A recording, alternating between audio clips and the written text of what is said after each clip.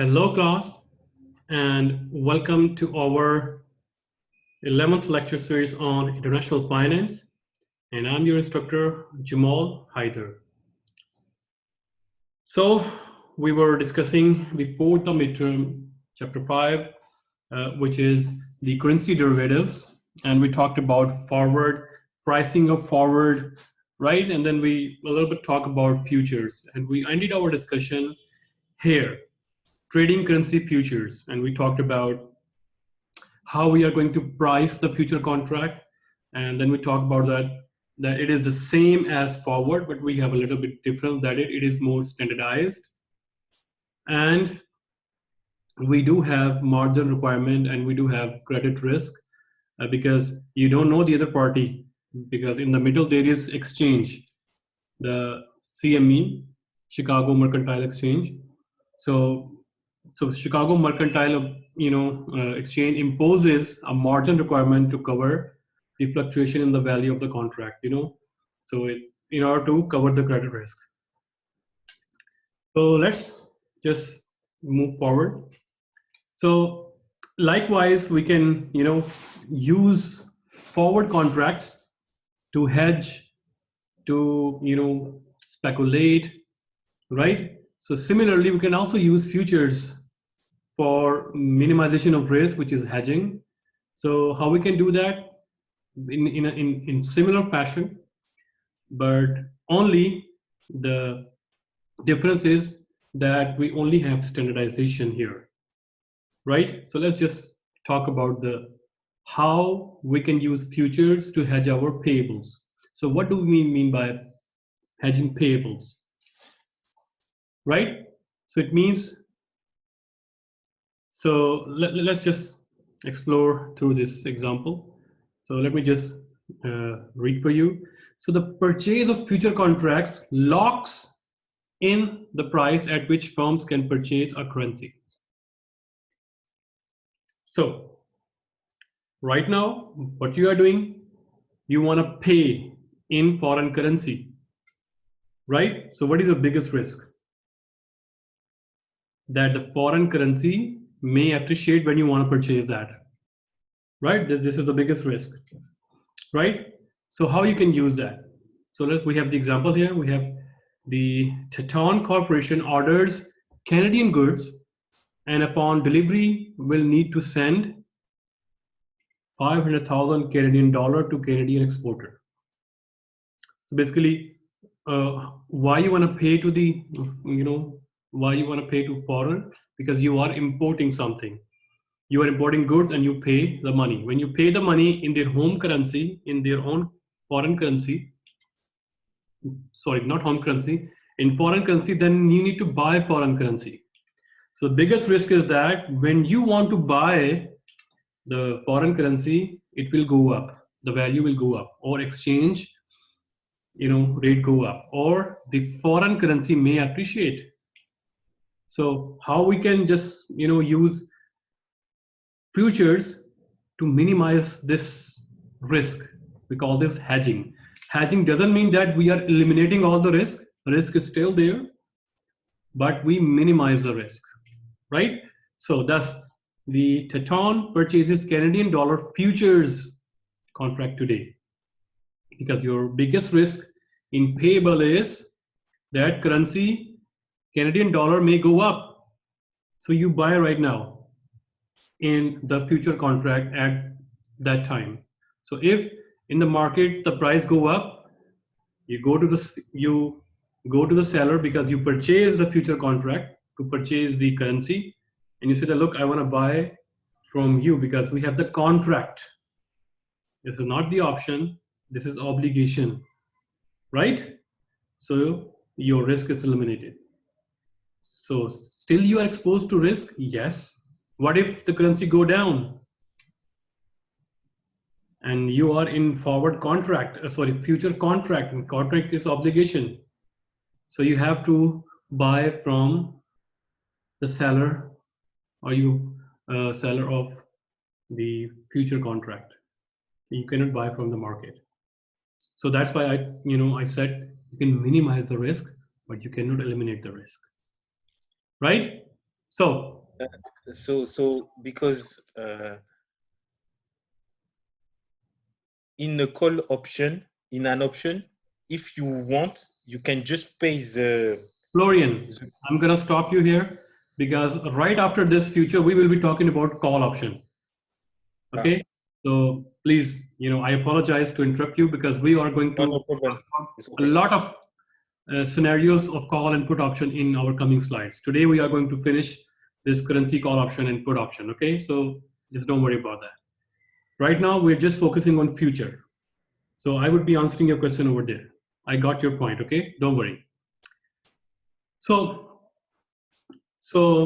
if you want to hedge, so whenever I use the word hedge, it means you are minimizing your biggest risk. So what is the biggest risk in payables? When you want to pay, that foreign currency may go up. So you purchase forward contract or future contract. The pricing of both are the same, right? So, sorry. So, thereby locking in the price to be paid for Canadian dollar at future settlement date. By holding futures contract, Teton does not have to worry about the change in spot rate of the Canadian dollar over time. So, like I told you, a smart management is that management who plan, right? Who forecast, who budget very well, and who basically stays according to the plan. So your biggest, you are, for example, exporter or importer, you are about to buy the goods. So guys, can you hear me? Yes. Okay.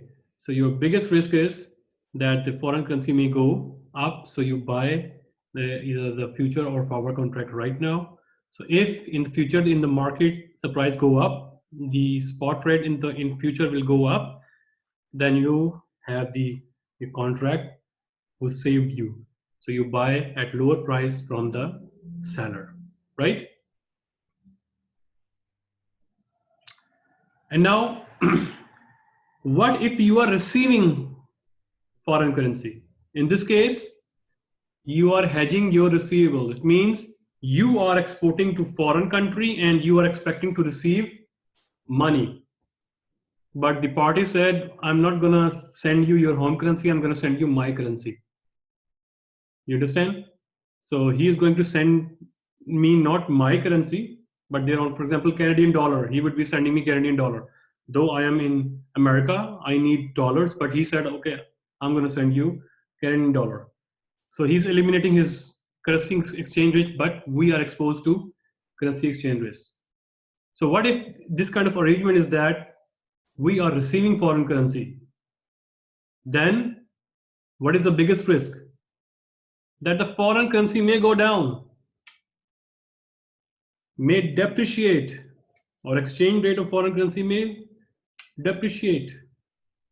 In that case, you enter into a contract and you say that after 3 months, whatever, when I receive the money, I will sell this Canadian dollar to some party. You enter into a contract, right? So that you eliminate this risk and you reduce this risk, right? So we call this, how you can secure that? You sell the future, right? You can also sell the forward as well. The mechanism is the same. The pricing mechanism, the hedging mechanism is the same.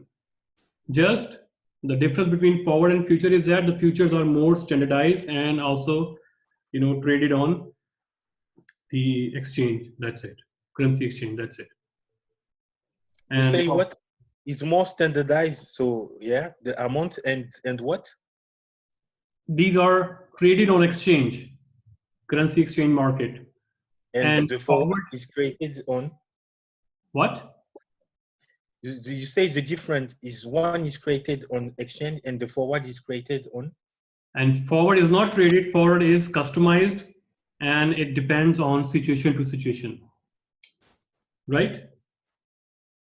That's it. So if you want to, for example, in exchange, the futures are available for 30 days, 60 days, 90 days, right? Standardized time period, 30, 60, 90. But forward can be 55 days, can be 15 days, can be. So it depends on your relationship with the agent or with the bank, because they can customize the forward plan with you, right? But mechanism is the same. That's it. So what if you are receiving, when you are receiving money, it means you are exporter, you send the goods and you receive the money, right? In this case, we call this how firms use currency futures to hedge receivables. And why they enter into a contract to hedge receivables? Because they are exporters, right? So let's just talk about this example. So Carla corporations, so they sell the future contracts when it plans to receive currency from exporting that it will not. If Carla expect the foreign currency to depreciate against Carla's home currency, so by selling future contract, Carla locks in the price at which it is able to sell the currency as of the settlement date. But remember, this is a contract. Both parties should obligate, not should, must obligate, right? So whenever you want to pay in foreign currency, you buy future or forward. When you receiving foreign currency, you sell future and forward. You become seller of the foreign currency. So when you want to buy, you become buyer of the foreign currency, because you need to pay in foreign currency, right? So you need that foreign currency to pay your obligations. So when you are receiving the foreign currency, you will be selling that foreign currency. So you will be selling future and forward, right? Everybody understand? Let me ask personally. Kathleen. Yes, Florian, please. I just want to understand.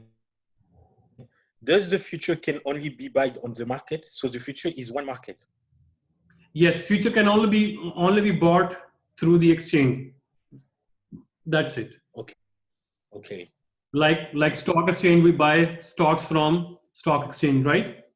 And Yeah. that we don't know the other party who is selling the stock. We just go to log in, purchase that one. So that's it. So similarly with the futures, but forward we know the other party, right? So it is more customized. Okay, so everybody understand? Kathleen, Marilyn, Not, Nimesh, Janlove, Crystal, Ping, Fabian, Yeah, understand. and Lota. It should be on a precise day, right? When Of course, on date it would be given to you. So this is just a simplest example. When we do some kind of like concept checkers later, I have put a lot of practical questions here, so we would more understand how we are going to use that one. So right now, I'm just giving you a flavor to digest, and then I'm going to give you a real practical example. Okay, now closing out a future position. So what if in the middle, for example, you are exporting or you are importing, whatever, what happen if that trade is just cancelled or your contract is cancelled, but you already entered into the future contract.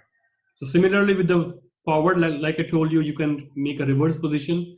Similarly, you can also close the future position with similar dates around that, so you can do that. So let's just talk about this example so that you understand how you can offset the position or how you can close out future position. So let's just talk about this. So sellers of a currency futures can close out their positions by buying identical future contract prior to settlement.